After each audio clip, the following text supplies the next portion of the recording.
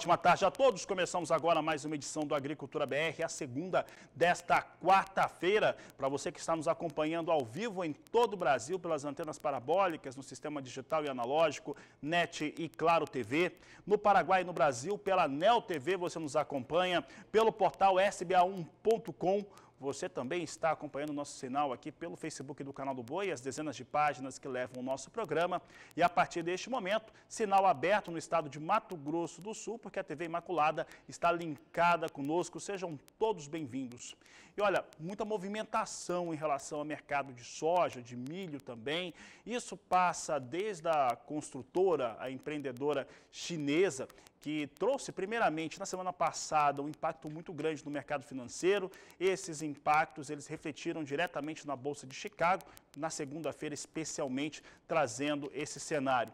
Também temos aí a ausência da China nas compras nesse início de semana, cenário que vai se repetir semana que vem, que tem outro feriado por lá, enquanto que a safra brasileira começa a entrar devagarinho nos campos, começa a ser semeada.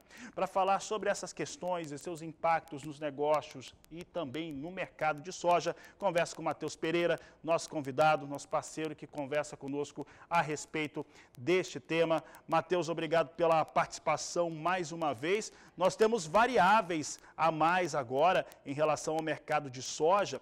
Como é que isso tem impactado nos negócios? Boa tarde, seja bem-vindo. Olá, meu amigo Fabiano. Boa tarde a todos que nos assistem. E de fato, Fabiano, o mercado da soja, né, nas últimas 4 a 6 semanas veio sofrendo, né, uma metamorfose. Toda aquela retórica, né, construída sobre uma demanda muito grande, uma oferta restrita, ela veio sendo diluída, né, ao longo das últimas semanas. E hoje a gente tem um espaço, né, para um mercado da soja em específico na cena internacional extremamente apático, né? Um mercado muito lento, um mercado com pouca liquidez, com pouca movimentação. E o porquê disso, Fabiano? Basicamente, o resumo da ópera, né, se isola a 2 fatos. O primeiro deles, a demanda. A gente teve nesse mesmo período, essas últimas semanas, Fabiano, a presidência de Joe Biden, né, trazendo inclinações que iria reduzir os mandatos de biocombustíveis em solo norte-americano, que poderia eventualmente reduzir a demanda doméstica por soja. Somado a isso, tivemos os problemas, né, das exportações norte-americanas que interromperam o fluxo de escoamento. Junto agora com isso, mais recente, a gente teve o fator China, né? O fator China aí que veio com a Evergrande, né, a segunda maior construtora chinesa, né, dona lá de quase 48 milhões de metros quadrados no território chinês, realmente um colosso de uma empresa que veio trazendo essa suposta inadimplência, né, que assustou muito o mercado. As consequências, né, de uma falência de uma empresa desse tamanho, elas são grandes, de fato, elas poderiam trazer alguns efeitos residuais para nós aqui da cadeia agrícola, eventualmente reduzindo a demanda pontual chinesa pela perda de renda, né, de funcionários e de outros, né, parceiros que são atendidos pela Evergrande.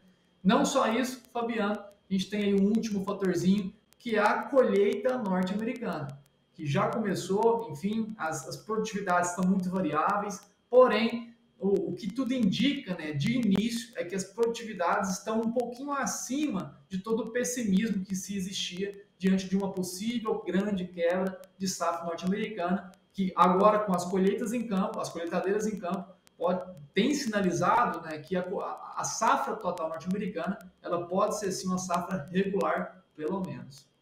Matheus, eu lembro do relatório de acompanhamento de lavouras da segunda-feira, no final do dia, e ele mostrava, se eu não estou enganado, uma melhora ali de 1% sobre essas áreas de cultivo, tanto para soja quanto para milho. Em relação aos Estados Unidos, que tem uma qualidade de terra muito interessante, esse número dá para dizer que era esperado ou surpreendeu o mercado de alguma forma? Olha, Fabiano, boa pergunta. De fato, ela trouxe alguma surpresa. Enfim, o mercado como um todo, né, a especulação como um todo que paira sobre a cena agrícola, no mercado agrícola, esperava uma estabilização ou até uma eventual redução das condições de lavouras, porque a seca se permanece por lá, por algumas regiões produtoras norte-americanas, Só que a gente tem que lembrar também, Fabiano, que o mercado como um todo, ele possui uma memória curta, né? Enfim, ele vê como se conduziu a safra no passado, como se conduz a safra na média dos últimos 5 a 6 anos e tenta trazer uma analogia para a atual safra. Só que a atual safra norte-americana, ela teve um desenvolvimento de plantio muito acelerado.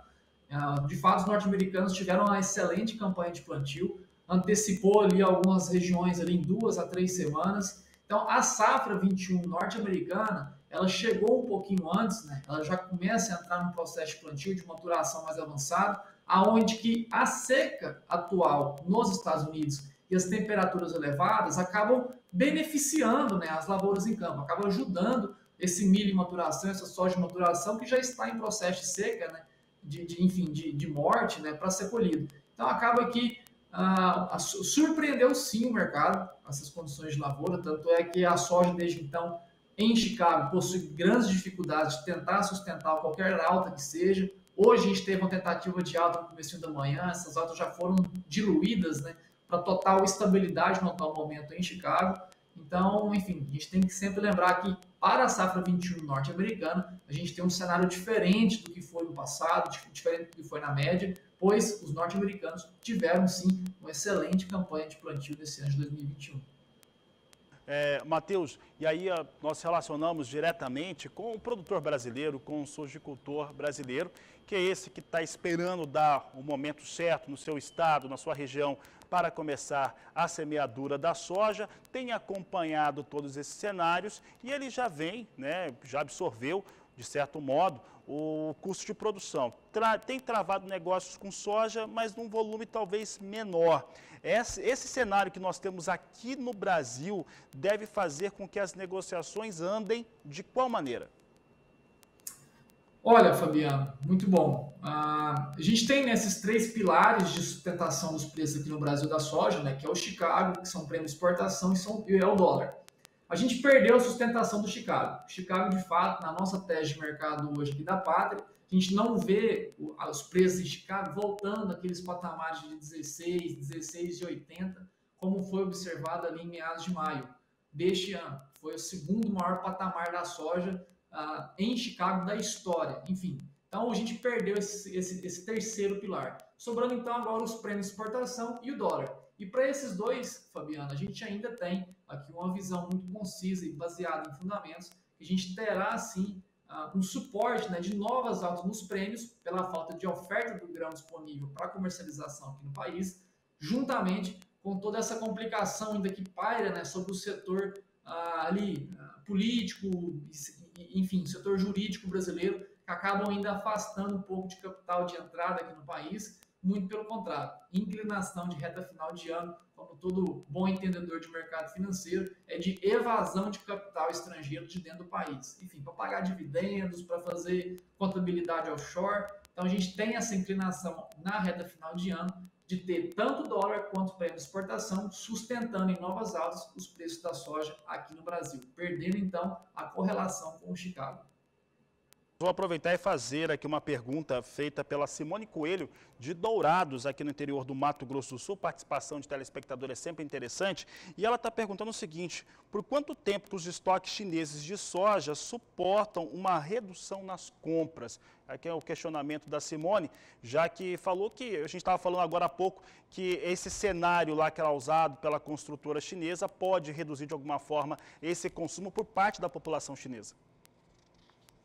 Muito boa pergunta, Simone. Esse pessoal realmente de Dourados, eles têm realmente uma visão muito apurada do mercado. Um grande abraço para Dourados, a clientela que a gente tem por aí. Mas, pessoal, vamos lá. A China, né, ela voltou a ser uma grande compradora ali em meados de agosto até o comecinho de setembro.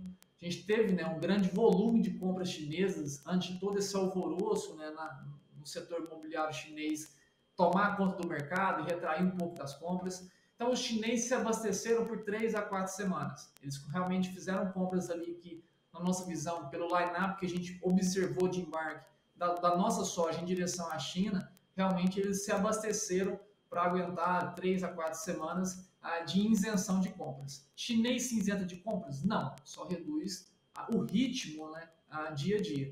Agora, realmente, nós aqui na Pátria não vemos, né, a possibilidade da China como um todo se abster, né, totalmente de novas compras da oleaginosa, seja aqui no Brasil, seja nos Estados Unidos. Então, eles possuem sim, Simone respondendo, estoques para 3 a 4 semanas de consumo diário, porém, chinês não para completamente o consumo, apenas reduz, enfim, para voltar no segundo momento e, enfim, buscar preços melhores ou ter a sua estratégia, que a gente sabe que a China tem uma enorme influência política nesse mercado, e não é de hoje que a gente vê isso acontecendo. Encerrar, Matheus, a nossa entrevista e pensando, claro, aqui no sojicultor, na cadeia produtiva da soja brasileira, nós tivemos a Bolsa de Cereais de Buenos Aires nesta terça-feira, falando a respeito de suas previsões para a campanha 21-22, um aumento na produção de milho para 55 milhões de toneladas, exportação de milho para 38 milhões de toneladas, contudo, uma redução na produção de soja, né? Está mais contido, o relatório ali diz que milho está interessante, tem outras culturas interessantes ali, está competindo com soja, e uma exportação argentina que sobe um pouco, mas sobe para 5 milhões 700 mil toneladas, alguma coisa, ali os números da Argentina. A Argentina hoje pesa nesse mercado internacional de soja em grãos em relação à oferta sul-americana? Característica da Argentina, né? Eles não possuem a capacidade territorial que o Brasil tem, né, de expandir as duas culturas em mesma proporção, como o Brasil possui, e bem provável que aconteça agora em 2021, safra 22. Né? A gente vai expandir tanto soja verão quanto milho verão. Argentinos não possuem a limitação territorial, então que eles têm sempre que optar por uma ou outra cultura, né, na grande maioria das propriedades. Mas, Fabiano, a Argentina ela nunca foi uma grande competidora da soja in natura. Grande parte do produto que sai da Argentina ela já é um grão processado em farelo. Né? A Argentina comporta ali quase a metade de toda a exportação de farelo mundial. Então, ela não é uma competidora direta pelo grão in natura. Essa redução ela é uma redução ainda um pouco irrelevante, né? Dada a projeção de crescimento da safra de soja aqui no Brasil. Então, basicamente, esse relato, né, a Argentina, a gente só tem ele como o que os argentinos, né, estão vendo para o futuro, que se tornaria mais lucrativo em 2022. A Argentina se tornando ali uma exportadora de milho para o Brasil neste ano, enfim, colocou muito grão para fora do país, estoques argentinos de milho estão nos menores níveis aí, talvez das últimas 2 décadas. Então, de fato, os argentinos veem como uma boa oportunidade hoje de plantio e de rentabilidade, colocar o milho no chão ao lugar da soja, na grande maioria das lavouras, não em todas. Tá certo, obrigado pela participação, Matheus, mais uma vez. Um grande abraço a você e a toda a equipe da Pátria Agronegócios. Abraço, Fabiano. Até logo. Até logo. Nós seguimos por aqui no Agricultura BR, trazendo em destaque agora os negócios com soja em Chicago. Neste momento, temos uma movimentação sempre um pouco maior nesse horário e nós temos aqui negócios muito próximos à estabilidade, mas no campo positivo para a soja em Chicago. Você tem aqui a posição de novembro, 12 dólares 74 centes mais 6 o bushel, vem com 0,06% de alta. As posições são estáveis nesse momento. Janeiro vem com 12 dólares 83 centes mais 6 o bushel. Temos também março com 12 dólares 86 centes mais 6 o bushel. Maio, 12 dólares 92 centes mais 6 o bushel. Agora vindo as duas últimas posições aqui na estabilidade, mas já em campo negativo. Hoje nós tínhamos, tanto para soja quanto para milho, um pouco antes do Agricultura BR entrar no ar, nós tínhamos soja e milho vindo para campo positivo, vinha para a alta com o retorno da China, né, e também o afastamento aí dessas possibilidades, o Matheus acabava de destacar, de calote dessa construtora chinesa. A Agricultura BR vai para o intervalo comercial, mas eu volto já. A gente vai continuar falando a respeito de soja aqui no Agricultura BR. Vamos falar também de outros fundamentos do mercado financeiro. Você aproveita para entrar em contato conosco no 679-9173-3737. Eu volto já. Agricultura BR de volta e, como eu disse, eu volto a falar de soja por aqui e nós adiantávamos alguns dados relacionados à Argentina. A produção na Argentina, ela vai ter redução. Como eu conversava com o Matheus Pereira, Isso ocorre na Argentina porque outras culturas têm mostrado boas margens também e trazido aquela competição com a oleaginosa no país. Um dos dados interessantes que eu destaco em relação aos argentinos é que eles têm ali uma variação em relação a aumentar a área de soja ou de milho e trabalharem as duas juntamente com o trigo, que vem um pouco depois. Entretanto, essa é uma das menores áreas destinadas à soja na Argentina nos últimos anos. É o que nós vamos conferir agora na tela. Você tem comigo aqui os dados em relação à Argentina, que deve produzir 41 milhões de toneladas. 41 milhões de toneladas é uma queda de 1,2% para uma safra de 41 milhões e meio de toneladas, que foi o resultado da campanha 2021. A área na Argentina ocupada reduziu 2,4%, vindo aqui com 16 milhões e 500 mil hectares, queda de 2,4%. As exportações da Argentina têm aumento, como eu havia dito, 15% de aumento, exportação de soja em grão, in natura, vindo para 5 milhões e 750 mil toneladas, é feito sobre uma chamada base bem mais fraca. Entretanto, tem aumento aqui. A Argentina, neste momento, se confirmarem esses dados, a gente vai comparando, né, claro, com o do Departamento de Agricultura norte-americano, é provável que o Paraguai passe a ser o terceiro maior player, caso os números da Bolsa de Cereais de Buenos Aires estejam corretos em relação à Argentina e o do Departamento de Agricultura norte-americano correto em relação ao Paraguai. O Paraguai passaria a ser o terceiro maior player do mercado de soja em grão, soja in natura. E é por isso que a gente fala a respeito de dólar agora no Agricultura BR. Você acompanha comigo como é que vem os negócios com a moeda norte-americana. Você tem aqui o dólar vindo com recuo de 0,23% a R$ 5,27 mais 4 para a moeda norte-americana. Portanto, alguma queda para o dólar no dia de hoje. Mercado, principalmente de commodities agrícolas, vem um pouco mais confortável, né? Vem com um pouco menos de impacto em relação à famosa construtora chinesa, né? E os riscos de calote. Colocou realmente o mercado com um susto muito grande, mas nós temos aí alguns outros efeitos numa quarta-feira que deve ter aumento de taxa de juros aqui no Brasil. Mas quem fala sobre esse assunto é Walter Pulga Júnior, que conversa ao vivo conosco a partir de agora. Pulga, como é que vem o mercado financeiro e principalmente como é que ele vem reagindo frente às expectativas das decisões do Comitê de Política Monetária Nacional? Boa tarde, seja bem-vindo. Boa tarde a você, boa tarde a todos. Olha, não há nenhuma grande surpresa, pelo menos por enquanto. O mercado trabalha hoje, quando eu falo mercado, eu falo os operadores do mercado, de olho na decisão do Conselho de Política Monetária do Banco Central, que deve ser anunciado após as 18 horas, quando terminam as negociações no mercado financeiro. E já se espera uma alta da taxa Selic para 6,25%. É um consenso no mercado. Ou seja, taxa de juros vai subir, taxa Selic, mais 1%. Bom, independente disso, há uma decisão que deve ser anunciada até o final da tarde do Federal Reserve, né, do comitê que discute política financeira lá no Banco Central dos Estados Unidos.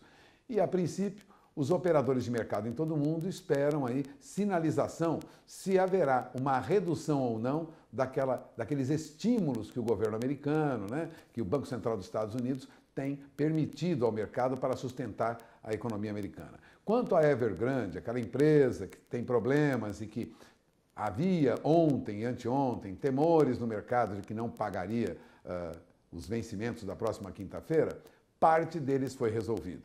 Algumas subsidiárias da empresa já prometeram pagamento de uma parte dessa dívida. O governo chinês, através do Banco do Povo, acabou por liberar recursos para o mercado financeiro chinês, de modo que hoje o mercado trabalha, vamos dizer assim, um pouco mais calmo. Por isso, o dólar vem em queda, queda agora de 0,18%, não é muito diferente do que você anunciava. O mercado trabalha rápido, há muita mudança rapidamente, mas na faixa de R$ 5,27 mais 60. Se bem que hoje o dólar chegou a esboçar, no período da manhã, uma reação, passando aí para 5,29. Portanto, De olho na informação, porque no final do dia deve sair o anúncio da nova taxa básica de juros, confirmando aí o que os operadores de mercado financeiro esperam, mais uma alta de 1%. Agora eu gostaria de lembrar que há também uma recuperação na nossa bolsa. Nosso índice Bovespa tinha uma recuperação agora há pouco. As ações de empresas ligadas à siderurgia vinham em alta, depois de uma recuperação nos preços do minério de ferro lá na China. Isso ajudou ações da Companhia Siderúrgica Nacional, também ações da Gerdau, ações da Vale. Então, essa alta acabou provocando uma recuperação do nosso índice Bovespa. Nosso índice Bovespa agora opera acima de 112.500 pontos, com uma alta de 2,10%, graças a uma recuperação no valor das ações de Vale, Companhia Siderúrgica Nacional e Gerdau. Os em Minas também vêm em alta. Todas as empresas ligadas à siderurgia, metalurgia, têm tido movimento de alta por conta dessa alta nos preços do minério de ferro, recuperação lá na China. É com você, Fabiano. Obrigado, Pulga. Uma boa tarde a você. O Pulga volta na nossa programação e também na terceira edição do Agricultura BR, às 16 horas, no horário de Brasília. Nós vamos destacar agora como é que vem os negócios com soja nos portos brasileiros. Nós já estamos aqui com os portos em destaque, a R$ 172,00 a saca de 60 quilos em Santos e Paranaguá. Você vê que a entrega aqui é para o mês de outubro, é o destaque que eu vou trazendo em relação aos preços praticados com soja nos portos nacionais. Dando sequência à Agricultura BR, você já viu aí aqui na programação do Canal do Boi que na próxima terça-feira, dia 28 de setembro, você tem um compromisso muito importante por aqui, você que é produtor de soja. Isso porque nós vamos ter o lançamento oficial do plantio da safra 2021-2022 de soja em Mato Grosso do Sul. Essa é uma promoção da AproSoja MS, do Canal do Boi, do Governo do Estado de Mato Grosso do Sul e também da Federação de Agricultura do Estado de Mato Grosso do Sul. Nós vamos estar ao vivo em alguns pontos, nós vamos transmitir o plantio simbólico, de certo modo, mas fazendo já a semeadura lá na Fundação Chapadão, em Chapadão do Sul. Nós vamos ter as máquinas trabalhando, equipe de reportagem, técnicos da AproSoja, para que possamos tirar dúvidas em relação à produtividade, em relação a custos de produção e muito mais. Nos estúdios aqui do Canal do Boi, no nosso espaço gourmet, eu vou receber o governador do Mato Grosso do Sul, o Reinaldo Azambuja, também os secretários de Estado Eduardo Rídio e Jaime Verrucchi, o presidente da AproSoja MS, André Dobachi, o presidente da Federação da Agricultura do Estado de Mato Grosso do Sul também, entre outras autoridades que estarão conosco. Então você não pode perder, os assuntos que nós vamos tratar estão envolvendo a rentabilidade, as margens, a logística e também o cenário nacional para a produção de soja, um momento muito importante para o sojicultor do Mato Grosso do Sul e também de todo o Brasil. Claro, vamos falar de mercado, que é o nosso forte aqui. Nós vamos para o intervalo comercial, daqui a pouco o assunto é milho no Agricultura BR. Nós vamos falar sobre milho na produção do estado do Paraná, os números do Departamento de Economia Rural da Secretaria de Agricultura do Paraná, divulgados ontem, mostrando ali como é que vem o milho primeira safra. Vem uma boa safra de primeira safra aí no Paraná. Você vai saber também da produção da Argentina, que vai subir, tanto produção quanto exportações e muito mais depois do intervalo comercial. O assunto agora é chuva, porque ela vem. Olha, expectativa de volta das chuvas na região sudeste do país de uma forma mais ali imperativa. Quem fala sobre esse assunto é Renata Ferreira, que participa agora do programa. Renata, boa tarde, seja bem-vinda. Boa tarde, Fabiano. Boa tarde a todos que acompanham a Agricultura BR. Estamos aí na reta final do inverno e hoje teremos a virada da estação para a primavera. E ela já começa chuvosa na região sudeste. Após um início de semana bem quente, hoje as chuvas finalmente retornam em algumas áreas do sudeste brasileiro. Para hoje, a previsão de chuva sobre o leste de Minas, incluindo a Grande BH, e as precipitações também seguem na faixa leste do Paraná, também São Paulo, Rio de Janeiro, Espírito Santo e sul da Bahia, mas com fraca intensidade. Essa chuvarada toda, Fabiano, chega a essas áreas devido à passagem da frente fria e um sistema de baixa pressão atmosférica em alto mar. Atenção ao litoral paulista e também fluminense, onde há risco aí de chuva moderada forte ao longo do dia. Na região norte do país, o tempo fica instável em praticamente todas as áreas, com destaque aí para o Acre, Amazonas e também norte de Rondônia, onde os temporais ocorrem com maior intensidade. Agora, no litoral, desde o Maranhão até o Pernambuco, a chuva é rápida e passageira. Nas demais áreas do país, Fabiano, o tempo seco e quente ainda persiste, viu? E esse tempo mais seco, aliado às altas temperaturas, deve atingir hoje a maior parte do país. Só para se ter uma ideia, hoje as máximas ficam em 36 graus em Campo Grande, 39 em Goiânia e 40 em Cuiabá. Para os próximos dias, Fabiano, a tendência é de formação de novas áreas de instabilidade que provocam pancadas de chuva entre Rio Grande do Sul, também Santa Catarina, a partir de amanhã, onde também há risco de temporais. Além disso, a frente fria agora atua próximo à costa da Bahia e mantém o céu carregado aí na faixa leste do estado, com previsão de chuva a qualquer momento. Mas o grande destaque está entre quinta e sábado, será o retorno aí das chuvas em Goiânia, também Brasília e Palmas. Mas, infelizmente, ainda de forma passageira e pouco volumosa. Como podemos ver, Fabiano, essa nova estação já começa com o aumento das chuvas no sudeste brasileiro, mas por aqui continuamos acompanhando os detalhes do tempo para manter os produtores sempre bem informados em relação à chuva ou à falta dela, né? É com você. Obrigado, Renata. Uma boa tarde. Por aqui eu sigo falando sobre milho e agora vamos falar a respeito do plantio do milho primeira safra no estado do Paraná. De acordo com o Departamento de Economia Rural da Secretaria de Agricultura do estado, ele atingiu 45% na última semana. Os números mostram um bom desenvolvimento para o milho de primeira safra, há uma expectativa excelente de produtividade e por lá a qualidade das lavouras vem muito bem. 98% das lavouras de milho primeira safra do Paraná estão com boas condições de acordo com o DERAL. Veja na tela comigo, você vê aqui comigo que a área que será semeada total para milho primeira safra no Paraná é de 422 mil hectares. Já foram semeados 45%, então o salto de uma semana para outra foi grande, né? Que estava nem na casa dos 20%. Essa última semana deu para trabalhar bem e aí a semeadura avançou muito forte. A estimativa de produção paranaense é de 4 milhões e 100 mil toneladas, atingindo uma produtividade média. Você vê que é uma produtividade bastante expressiva, mas é um milho de primeira safra. O milho de primeira safra normalmente tem uma produtividade mais interessante, mais legal, vindo para 161,66 sacas por hectare. São os destaques que nós trazemos aqui com o milho no estado do Paraná, que teve uma ligeira piora na qualidade das lavouras. Ela até semana passada estava com 99% em boas condições, agora são 98% em boas condições, portanto uma queda de 1 ponto percentual. 2% das lavouras paranaenses estão em condições médias. E você já ouviu falar de ESG? Pois é uma sigla que vem da língua inglesa que pode ser classificada ou traduzida como governança social, corporativa e também de trabalho, e que tem trazido bons resultados nas propriedades rurais brasileiras, porque traz uma série de preservações que acabam trazendo bons resultados na produção final. É o que você vai conhecer um pouco mais agora nesta entrevista realizada por Vinícius Souza. Sustentabilidade tem se tornado uma palavra de ordem para muitos setores e principalmente para o agronegócio.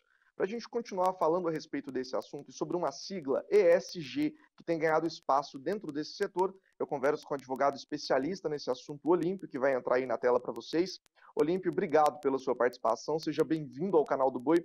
Começo te perguntando qual é o significado da sigla ESG. Olá, Vinícius, muito obrigada pelo convite. A sigla ESG, ela vem da língua inglesa. Ela significa o conjunto das palavras environmental, ou traduzindo para o português, meio ambiente, social, que assim como no português também é social, e governance, e traduzindo para o português, governança corporativa. Bom, a gente vem falando muito sobre sustentabilidade, a gente percebe alguns problemas relacionados ao clima, né? Tivemos muitas intempéries, por exemplo, esse ano que prejudicaram a safra do milho e outras culturas de segunda safra. Tudo isso é um sinal de que a gente precisa estar atento à adoção de práticas como o ESG? Sim, além desses pontos, nós também temos que abordar que temos consumidores também cada vez mais qualificados e atentos a essas causas. Podemos ver, como, por exemplo, o crescimento de demandantes por produtos orgânicos, ou seja, aqueles completamente desprovidos de agrotóxicos. Podemos citar também aqueles que se denominam como veganos, em que os produtos oferecidos pelas empresas têm que ser desprovidos de todo e qualquer trato com animais. E além disso, temos aquela questão de uma pressão externa vinda de outros países com o Brasil. Então, aderir a essas pautas vai ser muito importante para as empresas, principalmente porque a produção dela vai ser mais qualificada e atentará menos contra o meio ambiente. Falando justamente dentro dessa questão, quais os benefícios para quem adota essas práticas? A ESG, a empresa que aderir ela, vai ter uma produção que impacta de menor forma o meio ambiente e também possuir um volume muito maior. Além disso, ela vai ter uma maior possibilidade de receber investimentos vindo do mercado, além de disponibilizar informações para ele mais seguras e transparentes. Infelizmente, nós vemos em que temos muitas empresas em que estão envolvidas em escândalos, tanto de corrupção quanto de outros tipos, e uma empresa que aderir a essa causa, além de conseguir maiores investidores, ela vai proteger aquele bem que é o que é o mais importante para ela, né, que é justamente a sua reputação.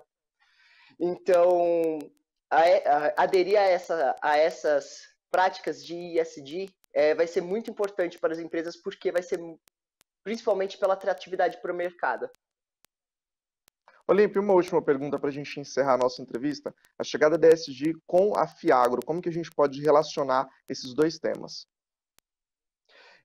Até puxando um pouco para a questão 1, assim como consumidores qualificados, os investidores também estão mais qualificados, atento a essas causas, tanto sociais quanto ambientais. E o que significa Fiagro? A Fiagro vai aumentar o volume de investimentos, porque ele permite tanto a entrada de todas as pessoas naturais, como pessoas estrangeiras. Então, esse perfil de investidor, principalmente vindo de fora, eles prezam muito pela segurança. Então, voltando um pouco também para a questão 2, aquela empresa que aderir a ESG, além de estar protegida contra todo e qualquer escândalo, ela vai conseguir mandar uma mensagem para o mercado de que ela é uma empresa segura. Então, aquela empresa que aderir provavelmente vai sair na frente de outros investidores, dos seus concorrentes, e vai conseguir um volume muito maior de investimentos. Perfeito, Olímpio. Obrigado pela sua participação. Eu que agradeço. Bom, é isso. Então, conversamos sobre ESG, uma nova sigla, né, que tem chegado aí com benefícios para o agronegócio. Você pode rever essa entrevista acessando o portal esba1.com. Direto de Campo Grande, Mato Grosso do Sul, Vinícius Souza. E para encerrar essa edição, trago em destaque o mercado da soja neste momento. Continua em alta, agora uma alta um pouco menos expressiva do que na abertura do programa. Novembro vem com 12 dólares 78 centes mais 6 bushel, com uma alta de 0,37%. Janeiro, 12 dólares 87 centes mais 4, alta também de 0,37%. Março, 0,27% de elevação a 12 dólares 90 centes mais 6. E maio, 12 dólares 96 centes mais 4 por bushel, com alta de 0,23%. Você acompanha comigo agora como é que vem o dólar, moeda norte-americana, dólar comercial do Brasil. Nós temos aqui queda de 0,29% a R$ 5,27 mais um. Mercado, neste momento, ficando um pouco mais tranquilo, né, em relação às questões que são ligadas aos fatores de desenvolvimento, né, e daquele possível calote da construtora chinesa. Por enquanto, está meio que resolvida essa questão. Com essas informações, essa edição do Agricultura BR fica por aqui. Eu desejo a todos uma ótima tarde, um grande abraço e até mais na terceira edição, às 16 horas.